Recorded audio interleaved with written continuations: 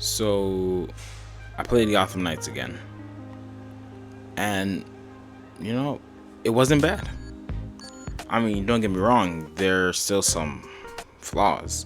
The game's not perfect, no game is, but it really was pretty solid. Now, I don't have much footage to show, so I'll just have this gameplay up on screen, but I'm gonna go a little in depth about what I experienced during this new playthrough. So let's start off with the technical stuff. I restarted my entire playthrough and played as Nightwing and Batgirl.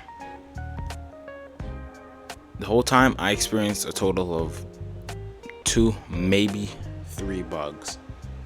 And I don't know if bugs were that big of a problem when the game first came out, but honestly, 2 to 3 really isn't that bad. Of course, we all like to keep it at 0, but it is better than nothing, you know? And now, for the frame rate. It kills me to say this, but the game only runs at 30 FPS on console. I know, easy solution, get a PC, whatever. Only being able to run 30 frames on next gen for this game that came out in 2022, like, it's pretty disappointing, you know? But nevertheless, after a while, you do just get used to it. Unless you go to a 60 frame game and then come back to this, then it feels like you're walking through 2D land. But other than that, the frame rate is an issue. Hopefully they add some type of patch where there's a performance mode on next gen consoles, but I guess for now, dealing with 30 FPS isn't the worst, but it really wasn't ideal for the playthrough. Now for the story.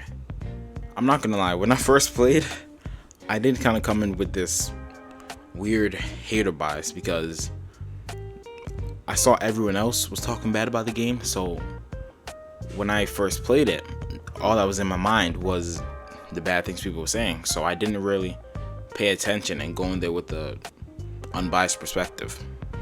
But now, after playing through it again, the story honestly isn't the worst.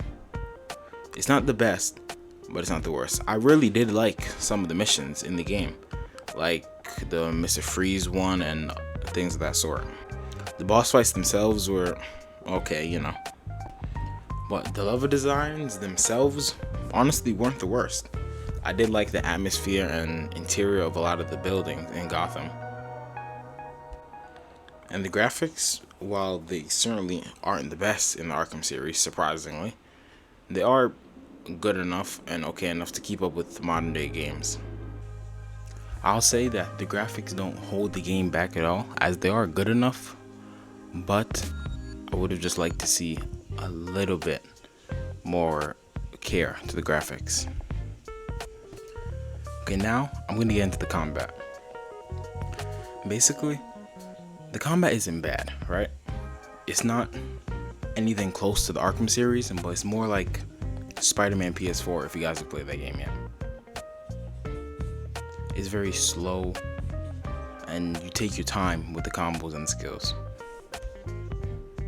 Each character has different upgrades and skills that could help them in combat. Like, for example, Batgirl has this cool combo where you keep tapping X or square, and it will do a bunch of hits to the enemy. The skill tree for the combat isn't bad, but honestly, it's just okay. The game is an RPG, so it does depend a lot on your power level and how you upgrade your gear to see how much damage you can actually do against the enemies. Like, for example, in the Mr. Freeze boss fight, I was severely underleveled and I was doing basically no damage to him at all.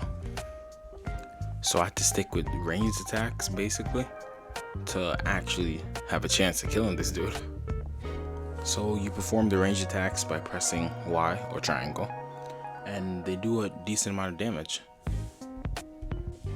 One thing that is missed though is the counters. They replaced the counters from the Arkham series with dodges. Dodges. Yep, I said dodges. The dodging system isn't bad, honestly. It's really just okay.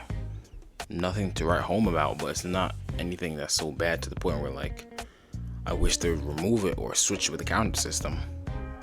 Even though I do prefer the counter system from the Arkham games, I don't mind the dodging, at least in this game. Now, there are also other things called mods in this game that you use and equip on your armor and your weapons that will help give it a boost. For example, there's mods that increase health and mods that have elemental effects. And you can actually fuse 4 mods together to make a better and more upgraded mod. It's a cool idea and nothing's really wrong with it, but I would have liked a little more depth to it at least. There's transmog as well in the game, so you could look whatever way you want without having to use a certain armor set that maybe you don't like the look of, but it's the best stat wise for you. And they fix some visual bugs on certain things like armor and things in the world to just make the game look better in general. And this may not seem like a video talking about if the game is worth it now, but trust me, it is. The story and the missions actually aren't even that bad. I really do like the storyline that the game was taking, and the boss fights, while they weren't amazing, they were still pretty good, and I appreciate them for actually trying to make the Batman villains good.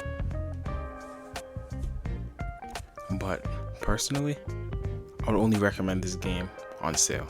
You should never buy this for full price, but it's an even better experience if you have someone else to play with too. The co-op experience was really fun, and if you do have a friend or anyone else you know that you can play with, then definitely pick the game up on sale if you are a Batman fan. If not, you might not enjoy it as much.